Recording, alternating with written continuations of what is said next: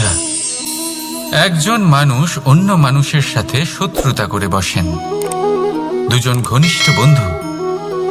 এমনও এক সময় আসতে পারে যখন এনারা একে অপরের শত্রু হয়ে ওঠেন। এর অনেকগুলো কারণ হতে পারে, কিন্তু মূল কারণ হলো আলোচনা। আগে হ্যাঁ, আপনি যদি কারোর বিষয়ে আলোচনা করেন তাহলে সে আপনার শত্রু হয়ে যেতে পারে। এবার মনে একটা প্রশ্ন আসতে পারে যে এটা কিভাবে সম্ভব হতে পারে? আলোচনা এটা তো অত্যন্ত জরুরি। যদি আমি নিজের বন্ধুর খারাপ কাজের বিষয়ে আলোচনাই না করি তাহলে সে শুধরবে কি করে? এ কথা সত্যি যে আলোচনা আবশ্যক, কিন্তু তার থেকেও বেশি গুরুত্বপূর্ণ এবং আবশ্যক হলো আপনার এই সিদ্ধান্ত এটাই যে আপনার এই আলোচনা কোন স্থানে করবেন। যদি এটা সবার সামনে করবেন ভাবেন, তাহলে তা অপমানও হয়ে যেতে পারে। যদি এটা আলাদাভাবে করেন তাহলে তা পরামর্শ হয়ে যায়। অপমান কেউ স্বীকার করতে পারেন না, কিন্তু পরামর্শ সকলের ভালো লাগে।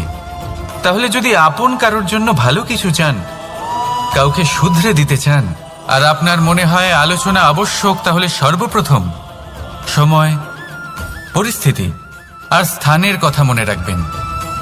নয়তো এই আলোচনা আপনাকে খুব ভোগাতে পারে। তাহলে আসুন আমার সাথে ভালোবেসে বলুন, রাধা রাধা। আপনার জীবনেও কি সমস্যা রয়েছে? অবশ্যই থাকবে। প্রত্যেকের জীবনেই সমস্যা থাকে। প্রত্যেক মানুষ জিজ্ঞাসাও করেন যে এই সমস্যা আসলে কি আর কেন আসে এ জীবনে। আপনাকে একটা কথা বলে দিই যে সমস্যা আসলে সেটা নয় যা আপনার পথে বাধা সৃষ্টি করে, বরং সমস্যা হলো সেটাই যেটা আপনি তখন দেখতে পান যখন আপনার একাগ্রতা আপনার পথ থেকে, আপনার লক্ষ্য থেকে সরে যেতে থাকে। আর এই সমস্যাগুলি দূর করার জন্য, এর সমাধান করার জন্য একটাই পথ আছে, নিজের সমস্ত ভাবনা আরো একবার একাগ্র করুন নিজের পথের দিকে, নিজের লক্ষ্যের দিকে। আপনার সমস্ত ভাবনা যদি কেন্দ্রীভূত হয় নিজের লক্ষ্যে, তাহলে এই সমস্যা দূরে থাকবে। যদি এরকম না হয়, যদি আপনার মন একটু অন্যদিকে চলে যায়, তাহলে এই সমস্ত সমস্যা আবার সামনে চলে আসে আর বাড়তেও থাকে। দেখুন, যেখানে আপনার লক্ষ্য রয়েছে, বাণ যদি সেখানেই চালাতে হয়, তাহলে দৃষ্টি তো সেদিকেই রাখতে হবে। তবেই তো আপনি সেই লক্ষ্য ভেদ করতে পারবেন। সেই জন্য মনে রাখবেন, সর্বদা লক্ষ্য রাখবেন নিজের পথে, সেই পথেই সামনে এগোতে থাকুন নিজের লক্ষ্যের দিকে। আপনি যত সামনে এগোতে থাকবেন এই সমস্যা তত পিছিয়ে যাবে। তাহলে আসুন আমার সাথে ভালোবেসে বলুন, রাধা রাধা। সুখ, দুঃখ, মৃত্যু, মহামারী এগুলো কখনো বলে আসে না, আবার জিজ্ঞাসা করেও আসে না। এমনই হয় দ্রুত ক্রীড়ার এই খেলায়, এক কারাগারের মতো, একটা মাকড়সার জালের মতো। যেমন একটা মাকড়সার জাল একটা পোকাকে নিজের দিকে আসতে আকর্ষিত করে নিজের চমকের দ্বারা, নিজের গঠন দ্বারা, সেরকমই দ্রুত ক্রীড়ার এই খেলা মানুষকে নিজের দিকে আসতে প্ররোচিত করে। শেষে গিয়ে মানুষ আটকা পড়ে। পার্থক্য শুধু এটাই, যখন এক পোকা এই জালে জড়িয়ে পড়ে তখন সে তার প্রাণ হারায়। মানুষ যখন এই দ্রুত ক্রীড়ায় আকর্ষিত হয়, সে নিজের মান, নিজের ধন সব কিছু হারায়, নিজের বিবেক হারিয়ে ফেলে। কিন্তু আপনি আপনার বিবেক কখনোই হারাবেন না। যদি আপনার মনে লোভ চলে আসে, আপনি লোভী হয়ে ওঠেন। যদি আপনি দ্রুত ক্রীড়ার এই খেলায় আটকা পড়েন, তাহলে মনে রাখবেন এই খেলা থেকে ফিরে আসা প্রায় অসম্ভবই বলা যায়। নিজের বিবেক কখনো হারাতে দেবেন না, কারণ বিনাশ আসার প্রথম লক্ষণ হলো বিবেকের বোধ চলে যাওয়া। এই প্ররোচনায় কখনো পা দেবেন না, আর আমার সাথে ভালোবেসে বলুন রাধা রাধা। বিজয়, বিজয় লাভের জন্য মানুষ কি না করে থাকে, যে কোনো সম্ভাব্য প্রচেষ্টা করে, কিন্তু নিজের বিজয় লাভের জন্য বাজিতে যা ইচ্ছে তাই রেখে দেওয়া কি উচিত কাজ? কখনোই নয়। নিজের হারানো সম্মান, নিজের হারানো সম্পত্তি, নিজের হারানো অধিকার ফিরে পাওয়ার শুধু একটাই পথ রয়েছে, আর তা হলো পুরুষার্থ, দ্যুতক্রিয়া নয়। যে মানুষ নিজেই হেরে গেছে, নিজেই নিজের জয়লাভ করার জন্য অন্য কাউকে কিভাবে বাজিতে রাখতে পারে? এ হলো সম্পূর্ণরূপে অনুচিত। অনেক সময় অনেক ধন লাভ করার জন্য, অনেক সম্পত্তি লাভ করার জন্য আমরা নিজের আসল ধন, আমাদের আপনজন, তাদেরকে হারিয়ে ফেলতেও প্রস্তুত হয়ে যাই। এটা একেবারেই উচিত নয়। যত বড়ই সংকট আসুক না কেন, আমাদের আপনজনদের আমাদের সাথেই রাখা উচিত। নিজের বিজয়ের জন্য ওনাদের বাজি রাখা ঠিক নয়। এই ভুল কেউ একজন করেছেন, আপনি তা ভুলেও করবেন না। রাধা রাধা। নারী জন্মসূত্রে কারোর কন্যা, ধর্মসূত্রে কারোর পত্নী, আর কর্মসূত্রে কারোর মা। আমাদের মনে এই ছবি আঁকা রয়েছে একজন নারীকে নিয়ে, তাই না? একটা অতুলনীয় ভূমিকা রয়েছে নারীদের আমাদের জীবনে, আর নারী ছাড়া আমরা কিছুই নই। কিন্তু অধিকার, সেখানে আমরা একটা ভুল করে বসি। যখন নারী একজন কন্যা থাকে, যখন সে জন্ম নেয়, তখন তার ওপর অধিকার থাকে তার পিতার। আর তারপর যখন বিয়ে হয়ে যায়, তখন তার অস্তিত্বের ওপর অধিকার থাকে তার স্বামীর। আর যখন তিনি মা হন, তখন নিজেই তিনি জীবনের সমস্ত অধিকার দিয়ে দেন তার সন্তানকে। কিন্তু আমরা কি কখনো এটা ভেবেছি এই জীবন হলো তার নিজের? যে নারী সবার কল্যাণ করছেন, তার জীবনের অধিকারও তার কাছেই থাকা উচিত, তাই না? তার নিজের জীবনের সিদ্ধান্ত সে নিজেই নিতে পারেন, নিজেই নিজের ভাগ্যের রচয়িতা হতে পারেন। আর এর জন্য আমাদের নিজেদের পাল্টাতে হবে, দৃষ্টিভঙ্গি পাল্টাতে হবে। কারণ এই ধারণা সেটা আজ বা কালকের ব্যাপার নয়, এটা ঘটে চলেছে বহু বছর ধরে, আর চলতেই থাকবে যদি আমরা এটা না বদলাই। আর এটা তখনই সম্ভব হবে যখন আমরা নিজেদের মধ্যে পরিবর্তন আনব। তাই আজকের পর থেকে, এই মুহূর্ত থেকে, কোনো নারীর ওপর অকারণ অধিকার স্থাপনের আগে সহস্রবার ভেবে দেখবেন। কারণ যখন নারী নিজের অধিকার কেড়ে নিতে বাধ্য হবেন, তখন শুধু এবং শুধুমাত্র বিনাশই ঘটবে।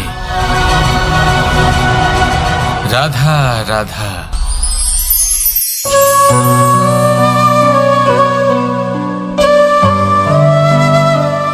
নারী,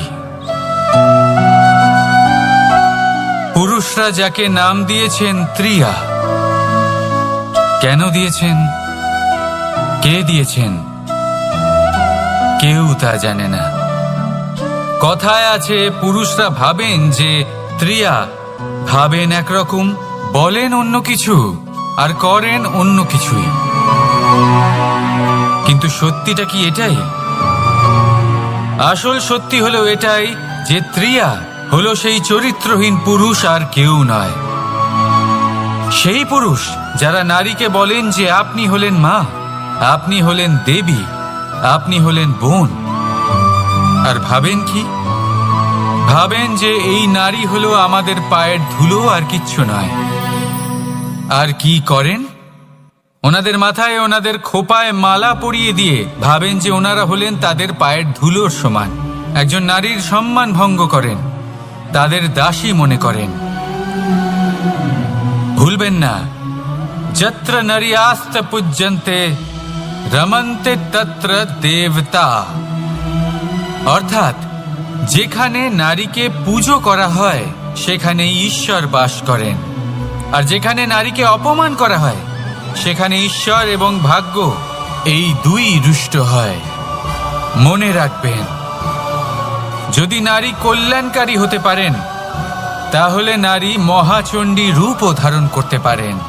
যদি একজন নারী মাতা হয়ে জন্মদান করতে পারেন তাহলে নারী মৃত্যু হয়ে বিনাশও করতে পারেন। যেখানে নারী অপমানিত হবেন সেখানে মহান ভারতও মহাভারতের পথে অগ্রসর হতে পারে। তাই মনে রাখবেন, নারীর অপমান যেন কখনোই না ঘটে। আর যদি কোথাও নারীর অপমান হয় তার অর্থ হলো আপনার বিনাশ আপনার দিকেই আসছে। আর এটা হলো তার প্রথম পদক্ষেপের প্রথম পদধ্বনি। রাধা রাধা। যদি সন্তান কোনো দুষ্কর্ম করে তাহলে সেই অপরাধ শুধু কি সেই সন্তানের? না, যদি সন্তান দুষ্কর্ম করে তাহলে অপরাধী তার মাতা পিতাও, যারা পুত্রমোহর কারণে সেই অনুচিত কাজে তাকে বাধা দেননি। অপরাধী হলেন তার পিতামহ, যিনি নিজের কর্তব্যবোধের কারণে নিজের পরিবারের যত্ন নেননি, যিনি সন্তানকে কখনো শাস্তি দেননি। অপরাধী হলেন তার সেই গুরুও, যিনি নিজের শিষ্যের সেই দুষ্কর্ম দেখেও তাকে প্রতিহতও করতে পারেননি। একজন হবু রাজার কর্তব্য হলো নিজের প্রজার কাছে সে যেন এক উদাহরণ প্রস্তুত করতে পারে। কিন্তু যদি এত অনুচিত উদাহরণ প্রস্তুত হয়ে থাকে তাহলে মা বাবার, বাড়ির বয়োজ্যেষ্ঠদের কর্তব্য হলো ওনারা যেন সেটা সেখানেই থামায়,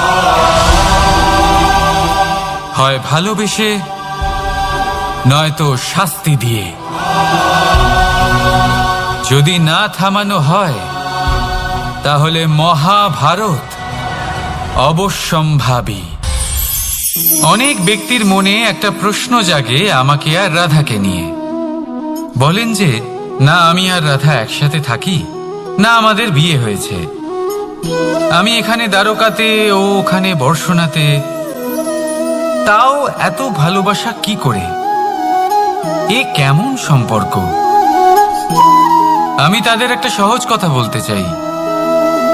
আপনি কখনো আয়নার দিকে দেখেছেন?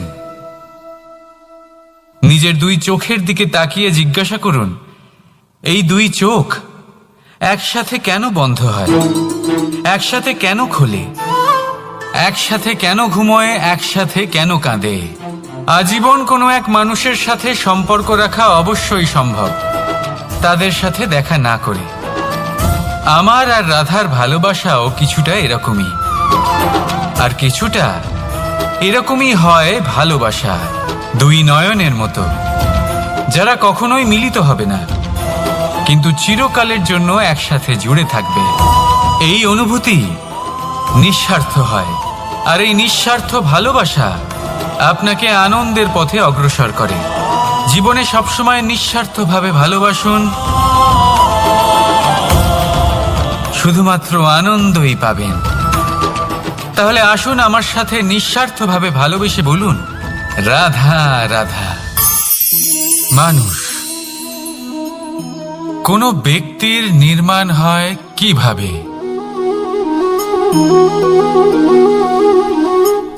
কেউ বলবেন পঞ্চতত্ত্বের দ্বারা, কেউ বলবেন আত্মা, দেহ ও চেতনার দ্বারা, কেউ বলবেন ঈশ্বরের কৃপার দ্বারা, তো কেউ বলবেন এই প্রকৃতির পরীক্ষার দ্বারা।